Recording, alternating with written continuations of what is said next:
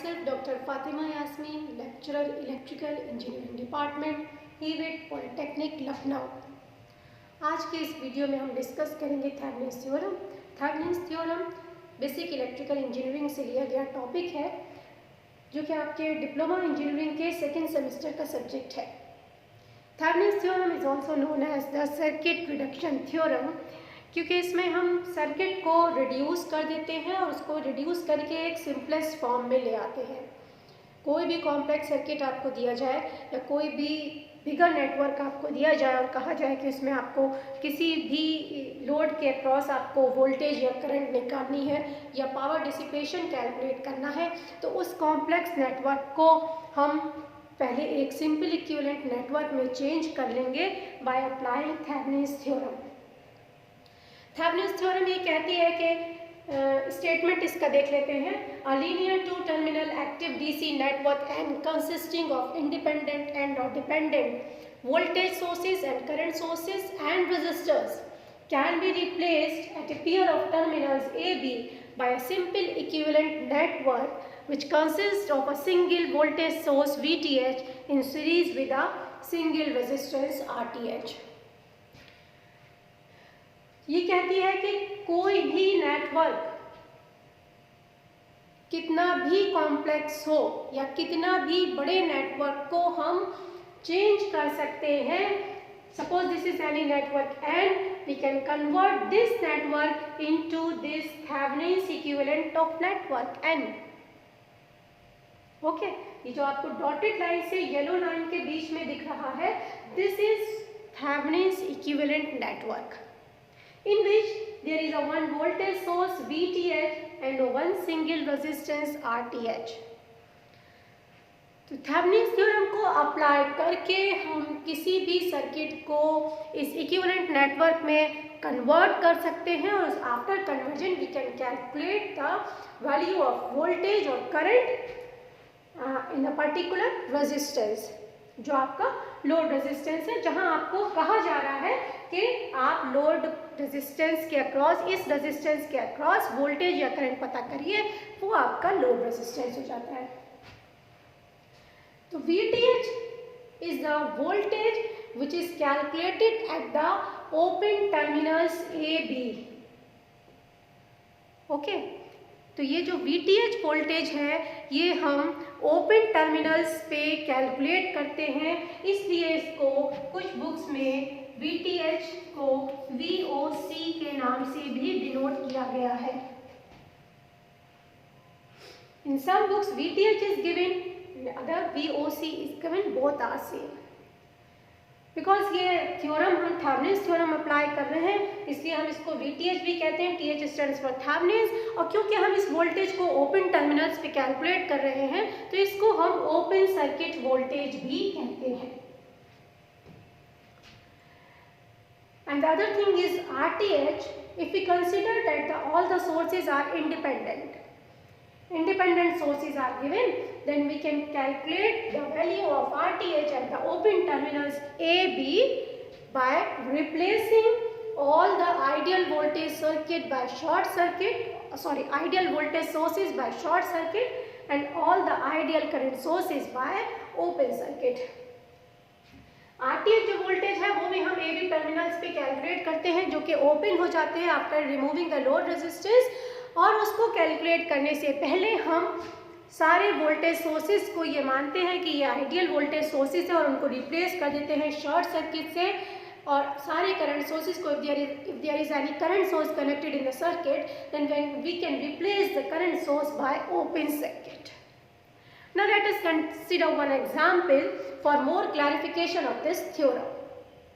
So the problem is to determine the current I in the network by Thevenin's theorem।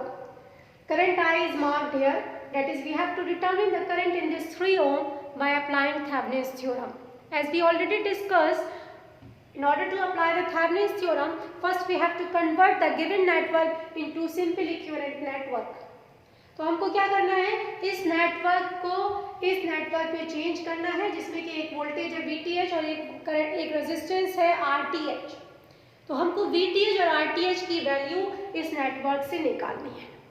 अब VTH और RTH कैसे निकालेंगे? Now the steps for finding VTH. Very first step is to identify RL. RL means load resistance. L stands for load and R is resistance. So identify the load resistance. जिस भी resistance में या जिस भी branch उसमें element में आपको current निकालनी है या वोल्टेज निकालनी है, that element is considered as the load resistance.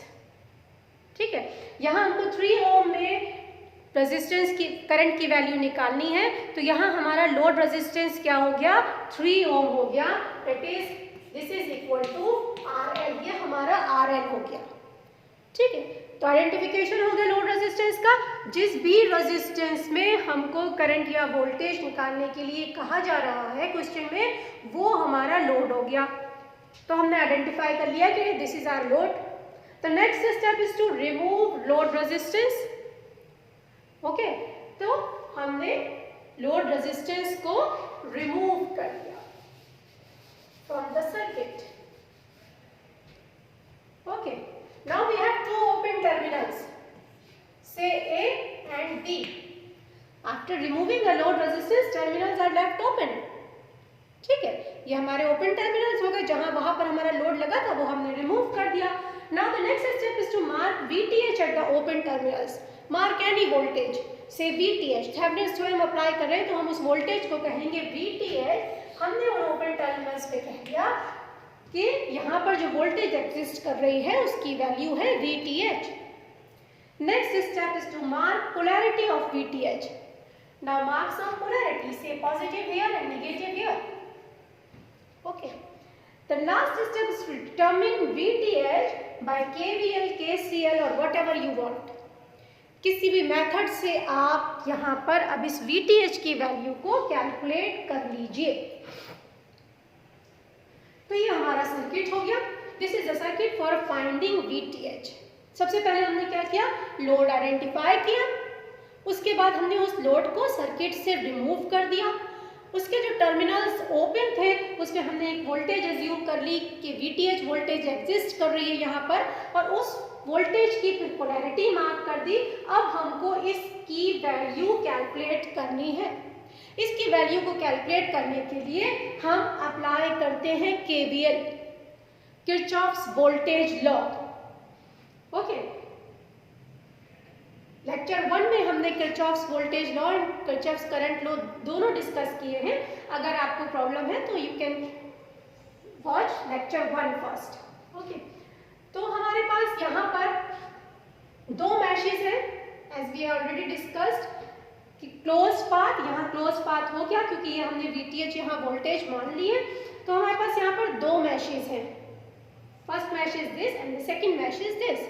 Now assume some current, say I1 is flowing here and I2 is flowing here. Okay, now the value of I2 is 0. Why? क्योंकि ये terminals open है, हमने इसको closed मान लिया है क्योंकि यहाँ पे हमने एक वोल्टेज अज्यूम कर ली कि यहाँ एक वोल्टेज है, लेकिन ये यहाँ पे टर्मिनल्स क्या है, ओपन टर्मिनल्स है और करंट को फ्लो करने के लिए क्लोज पाथ चाहिए। ठीक है, so the value of I2 is 0। ये मैंने आपको समझाने के लिए अज्यूम की थी कि हमने इस मैच में I2 करंट मान ली, लेकिन क्योंकि यहाँ पर ओपन टर्मिनल्स है, ओपन सर्किट है, क्लोज पाथ नहीं है, तो हम ये करंट को अज्यूम नहीं करेंगे। Whatever current starts flowing from this source, it will take this path. Okay, तो जो भी करंट यहाँ से हमने I1 मानी है, अगर I1 करंट यहाँ से चलेगी तो ये यहाँ पर डिस्ट्रीब्यूट नहीं होगी, इस नोड पर करंट डिवाइड नहीं होगी। जो भी करंट यहाँ से आ रही है वो पूरी की पूरी इस ब्रांच में जाएगी। क्यों? क्योंकि यहाँ पे टर्मिनल्स ओपन है, क्लोज पाथ नहीं है। ठीक है, तो हमारे पास एक करंट है I1, हमने इसमें KVL अप्लाई की, तो we are going from negative terminals to positive terminal of the voltage source. So plus 10 volt, minus for voltage drop 2I1, current is I1. Here again minus 2I1 because the same current is flowing through this resistance also, minus 2I1. Now the voltage source is here. We are going from the positive terminal to negative terminal of the voltage source. So minus 20 and this is equal to 0. Okay. So this is minus 4I1 minus 10 is equal to 0. Okay. Now this is I1 is equal to minus I1 is equal to 10 by 4 or I1 is equal to minus 10 by 4 ampere. This is the value of current in downward direction. हमने ये current की value I1 की value downward direction में calculate की है. ठीक है. तो ये वैल्यू आ गई माइनस 10 by 4. ठीक. नाउ VTH की अगर हम बात करें तो VTH यहाँ पर वोल्टेज है और ये इस ब्रांच के पैरेलल में है. ठीक है. अगर हम यहाँ KVL अप्लाई करें, ठीक, तो यहाँ करंट की वैल्यू हमको नोन है. It is going in downward direction I1 and this is equal to minus 10 by 4. Why minus sign हमने ऑलरेडी डिस्कस कर चुके हैं कि अगर हमारा अजम्पशन गलत है, जो हमने करंट की डायरेक्शन अज्यूम की है, अगर वो रॉन्ग है तो करंट की वैल्यू निगेटिव आएगी. ठीक है. क्योंकि यहाँ से अगर हम देखेंगे तो प्लस 20 वोल्ट का सोर्स यहाँ लगा हुआ है और करंट इस सोर्स से अपर डायरेक्शन में जाएगी. Because outside the source current travels from positive to negative and inside the source from negative to positive. तो यहाँ पर करंट की डायरेक्शन अपवर्ड होनी चाहिए, लेकिन हमने डाउनवर्ड डायरेक्शन मानी है तो हमारी ये करंट माइनस आई. ठीक है. अगर हम इस रेजिस्टेंस की बात करें तो इसमें कोई करंट नहीं जा रही है क्योंकि यहाँ पे ओपन टर्मिनल्स है. ठीक है. तो ये करंट इस रेजिस्टेंस में करंट की वैल्यू 0 होगी, जो भी हमने आपको बताया I2 is equal to 0. So while applying the KVL in this loop, we consider this branch and this. तो यहाँ से अगर हम चलेंगे तो this is, अगर हम क्लॉकवाइज डायरेक्शन में KVL लगाएंगे तो प्लस 20, ओके, प्लस 20. अब हम करंट की डायरेक्शन हमें नोन है, करंट की वैल्यू हमें नोन है और हम उसके अपोजिट जा रहे हैं तो हम प्लस साइन लगाएंगे. ठीक है. तो हमने KVL का लेक्चर अगर आप देखेंगे तो उसमें हमने साइन कन्वेंशन बताया था. If in the resistance, if you are moving with the direction of current in the resistance, take negative sign. If you are moving opposite to the direction of current in the resistance, so we take positive sign. तो plus 2 into the current की value है minus 10 by 4. Okay. इसमें value current की 0 होगी, इसको लिखे या ना लिखे बराबर है. नाउ अब हम इस तरफ आएंगे अगर, तो we are going towards the negative terminal. Minus VTH is equal to 0. ठीक है. क्लियर. तो अब ये क्या हो गया,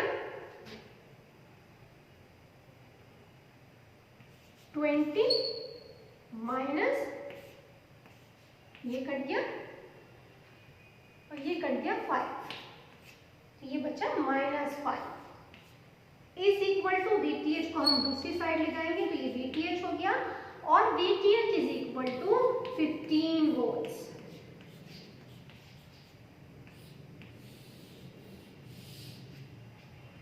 VTH की वैल्यू हमारी 15 वोल्ट आ गई. क्या किया हमने, सिंपली हमने सबसे पहले लोड रेजिस्टेंस को आइडेंटिफाई किया, उसके बाद हमने उस लोड रेजिस्टेंस को सर्किट से रिमूव कर दिया उन ओपन टर्मिनल्स पे हमने VTH मार्क की और वहाँ पर उसकी पोलैरिटी मार्क की, and then by applying the KVL और KCL और whatever method you want you calculate the value of VTH। हमने यहाँ पर KVL अप्लाई किया, KVL इस मैश में अप्लाई करके हमने करंट की वैल्यू निकाल ली, and then in this mesh we can calculate the value of VTH। VTH is 15 volts. अब हमारा ये सर्किट की एक पैरामीटर हमने कैलकुलेट कर लिया, VTH हमारा 15 वोल्ट्स है। अब देखते हैं रेजिस्टेंस कैसे निकालेंगे।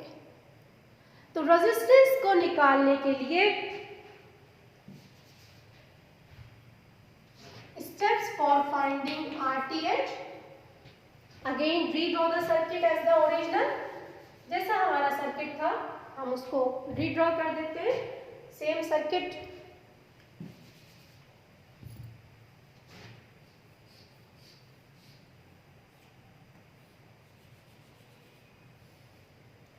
This is 3 ohm and this is 1 ohm।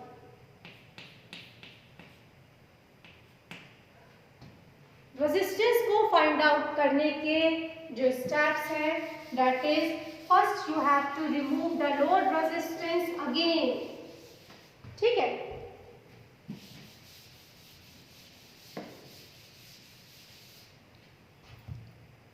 Remove RL।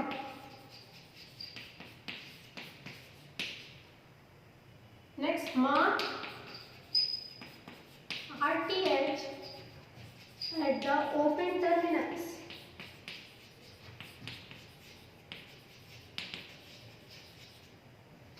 Next,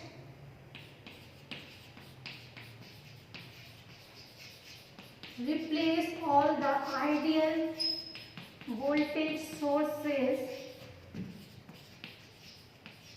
by short circuit, and then replace all the ideal current sources by open circuit, redraw the circuit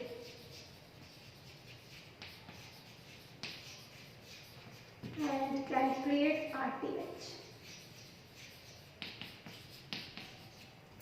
Okay, so remove RL. We have to remove RL.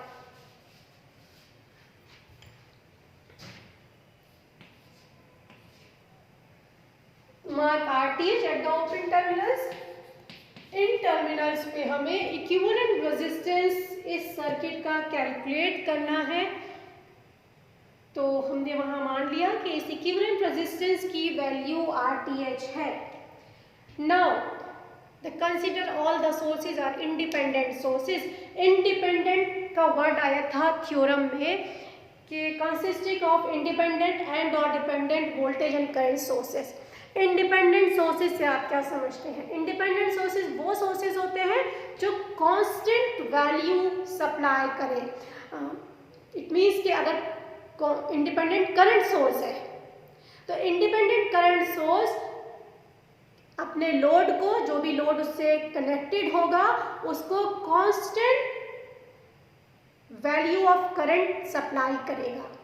मतलब constant current की value होगी, उससे जो current बाहर निकलेगी that remains constant, वो vary नहीं करेगी।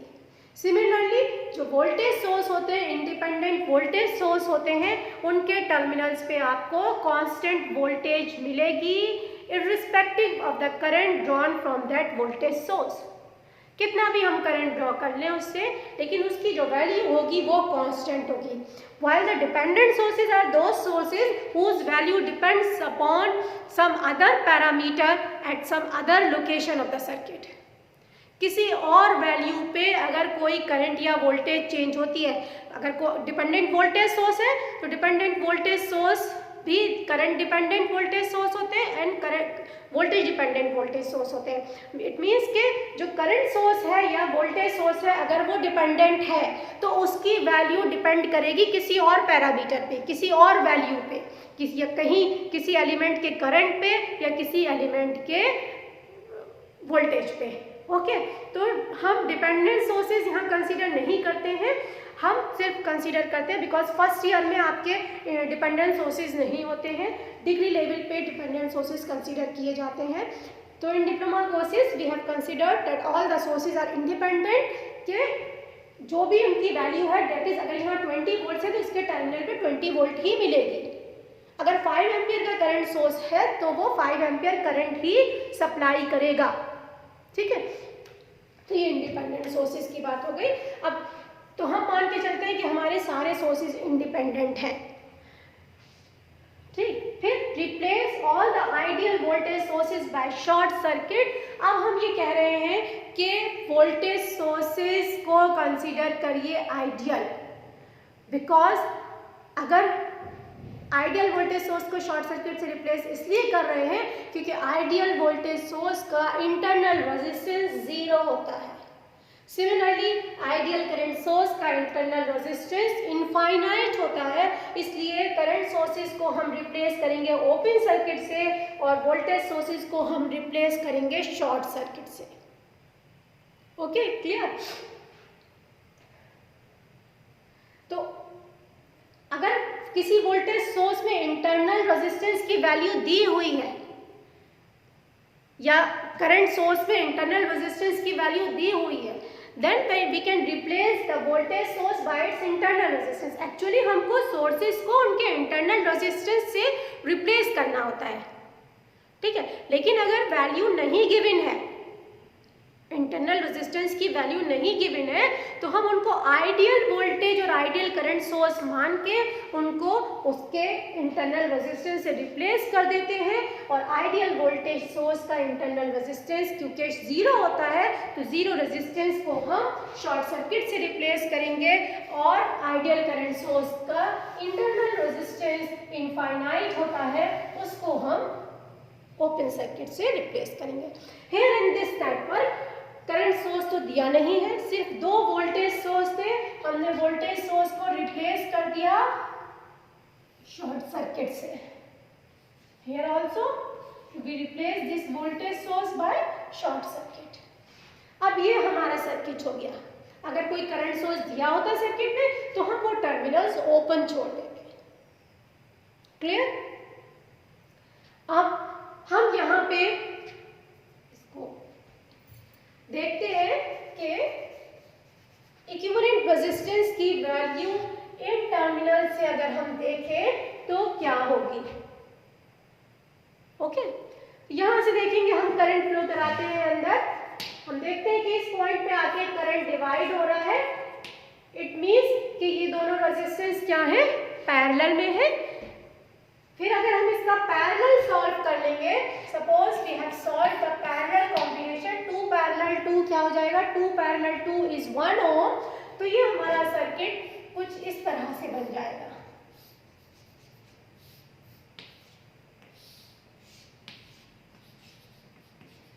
This is 1 and this is 2 parallel 2 is equal to 1, ठीक है। ये हमने पैरेलल सॉल्व कर लिया तो ये इक्विवेलेंट उसका पैरेलल का बन गया 2 पैरेलल 2, एक रेजिस्टेंस आ गया, यहाँ हमने लगा दिया।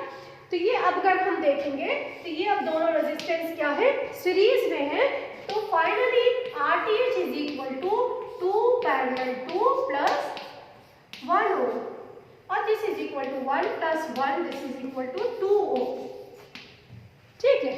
अब हमने इस नेटवर्क की थेवेनिन इक्विवेलेंट वोल्टेज कैलकुलेट कर ली, VTH is equal to 15 volts, और रेजिस्टेंस थेवेनिन इक्विवेलेंट रेजिस्टेंस भी कैलकुलेट कर लिया 2 ओम। अब हम इसका इक्विवेलेंट सर्किट ड्रॉ करते हैं। इक्विवेलेंट सर्किट में हमारे पास वोल्टेज सोर्स होगा और एक रेजिस्टेंस होगा।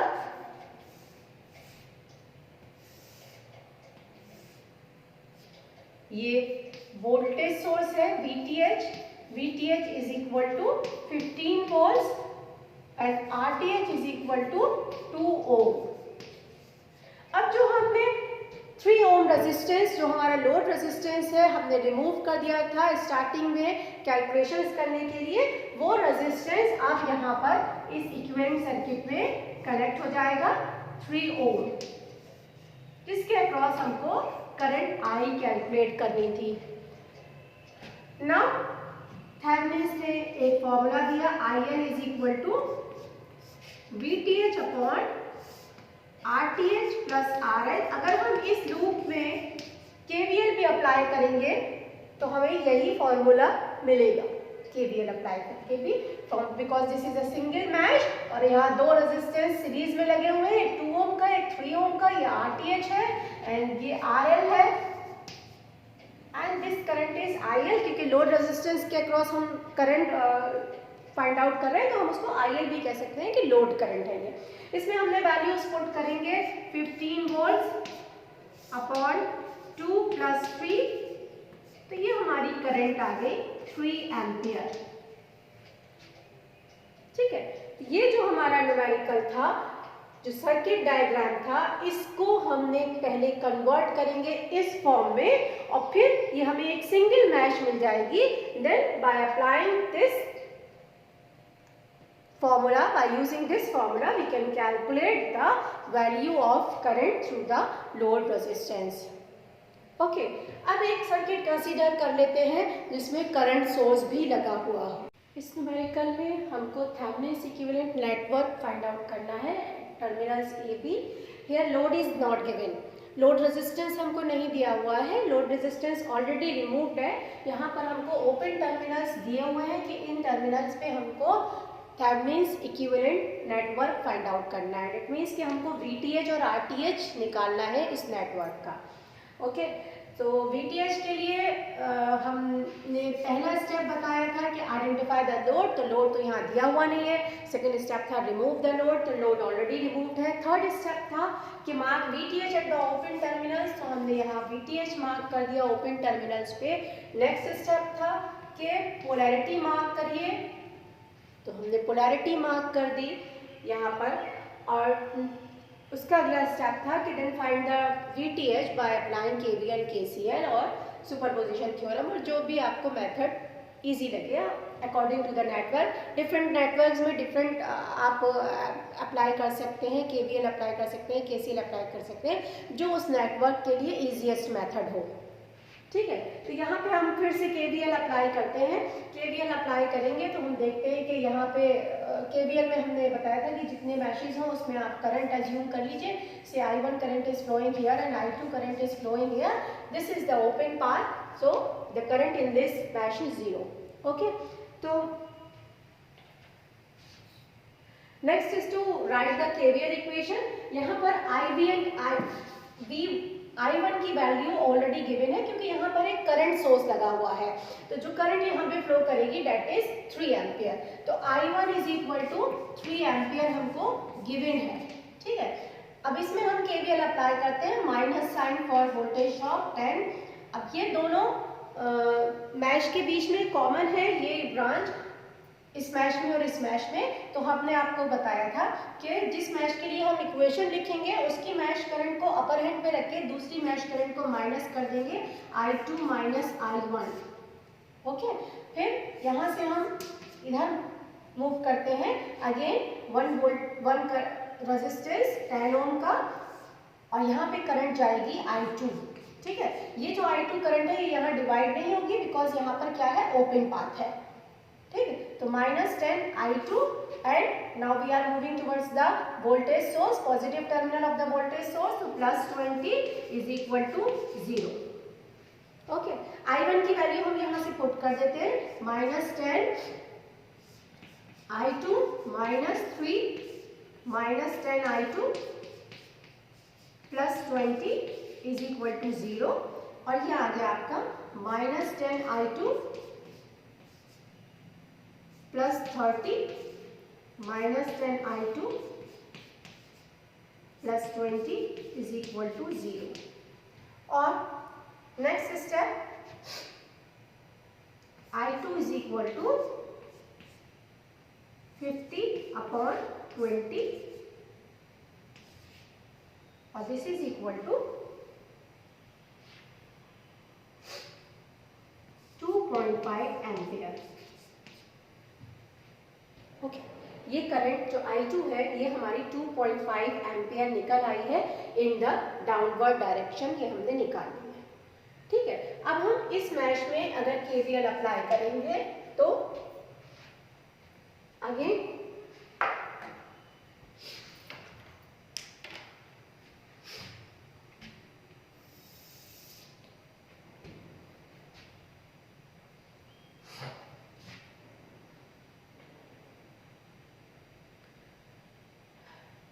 we are moving towards the negative terminal of the voltage source. if we are अगर हम clockwise डायरेक्शन में KVL अप्लाई करेंगे तो हम नेगेटिव सोर्स की तरफ जा रहे हैं, नेगेटिव टर्मिनल की तरफ जा रहे हैं, तो -20। अब यहाँ पर हम करंट के अपोजिट डायरेक्शन में जा रहे हैं, हम करंट की वैल्यू डाउनवर्ड डायरेक्शन में निकाल चुके हैं 2.5, तो plus sign because we are moving opposite to the direction of current, plus sign, then the value of resistance is 10 उसकी रेजिस्टेंस की वैल्यू है और करंट की वैल्यू है 2.5, okay 2.5, and that we are moving towards the negative terminal की तरफ जा रहे हैं हम VTH के, minus VTH is equal to 0, okay. So -20 plus 25 minus VTH is equal to 0, or this is 5 is equal to VTH. So the value of VTH is 5 volts. Okay? Value of VTH is 5 volts. यहाँ से हमने निकाल लिया। अब next step हमको क्या निकालना है, रेजिस्टेंस की वैल्यू निकालनी है, RTH की वैल्यू हमको फाइंड आउट करनी है। RTH की वैल्यू निकालने के लिए हमारे पास स्टेप्स है, mark RTH at the open terminals, RTH हमने मार्क किया, okay. Now replace all the sources by its internal resistance। यहाँ पर हम कंसीडर करते हैं कि आइडियल सोर्सेज है, तो replace all the ideal current sources by open circuit and replace all the ideal voltage sources by short circuit. तो यहाँ पर हमने रिप्लेस करते हैं, ये हमारा वोल्टेज सोर्स है, इसको हमने रिमूव कर दिया और यहाँ पर हमने शॉर्ट सर्किट कर दिया, okay. Next step, current source को हमने रिमूव कर दिया और इसके टर्मिनल्स को हमने ओपन छोड़ दिया, क्योंकि आइडियल वोल्टेज सोर्स का इंटरनल रेजिस्टेंस 0 होता है, तो हमने उसको शॉर्ट सर्किट से रिप्लेस किया, एंड आइडियल करंट सोर्स का इंटरनल रेजिस्टेंस इनफाइनाइट होता है, तो हमने उसको ओपन सर्किट से रिप्लेस कर दिया, उसके टर्मिनल्स को करंट सोर्स के। नाउ अगर हम यहां से देखेंगे तो ये दोनों रेजिस्टेंस कहां पर है, हमको इस टर्मिनल्स पे रेजिस्टेंस की वैल्यू निकालनी है। तो अगर हम यहां से देखेंगे तो करंट इस पॉइंट पे आके डिवाइड होगी, करंट डिवाइड हो रही है, इसका मतलब क्या हुआ कि दोनों रेजिस्टेंसेस पैरेलल में है। तो RTH is equal to 10 parallel 10 and this is equal to 5 ohm, okay. तो RTH की वैल्यू 5 ओम हो गई और VTH की वैल्यू 5 वोल्ट। तो हम दोनों वैल्यू निकाल चुके हैं, RTH की भी निकाल चुके हैं और VTH की भी निकाल चुके हैं। हमसे सर्किट में पूछा है find Thevenin's equivalent network. Now draw the Thevenin's equivalent network.